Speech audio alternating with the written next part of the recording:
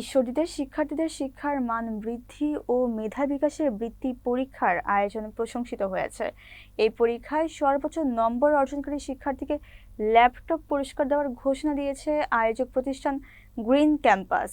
শুক্রবার সকালে Ishwardi girls school and কলেজে গ্রিন ক্যাম্পাসের উদ্যোগে বৃত্তি পরীক্ষা অনুষ্ঠিত হয়েছে। পরীক্ষাটি 2 শিফটে সম্পন্ন হয়। প্রথম শিফট সকাল 9টায় এবং দ্বিতীয় শিফট বেলা 11টায়। প্রথম শ্রেণী থেকে দশম শ্রেণী পর্যন্ত মোট 1000 শিক্ষার্থী এতে অংশগ্রহণ করে। পরীক্ষা কেন্দ্রের পরিবেশ ছিল পরিচ্ছন্ন, নীরব ও শান্তিপূর্ণ, যেখানে শিক্ষার্থীরা সুশৃঙ্খলভাবে পরীক্ষা সম্পন্ন করে। পরীক্ষায় অংশ নেওয়া শিক্ষার্থী ও অভিভাবকরা উচ্ছ্বাস প্রকাশ করে বলেন, ঈশ্বরদীতে এই প্রথম এত বড় পরিসরে বৃত্তি পরীক্ষা অনুষ্ঠিত হলো, যা আমাদের আকৃষ্ট করেছে।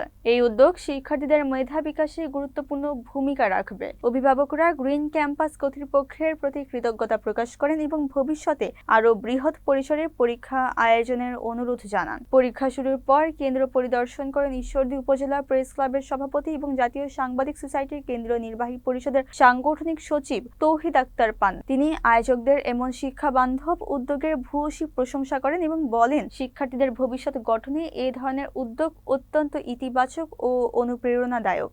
এদিন পরীক্ষা কেন্দ্রে উপচে পড়া ভিড় লক্ষ্য করা যায়, যা প্রমাণ করে এই আয়োজন ঈশ্বরদীর শিক্ষাঙ্গনে নতুন এক উদ্দীপনা তৈরি করেছে। গ্রিন ক্যাম্পাস কর্তৃপক্ষ জানান, পরীক্ষার ফলাফল খুব দ্রুতই প্রকাশ করা হবে এবং মেধা তালিকার শীর্ষে থাকা শিক্ষার্থীদের বৃত্তি ও পুরস্কার প্রদান করা হবে আনুষ্ঠানিক আয়োজনের মধ্য দিয়ে।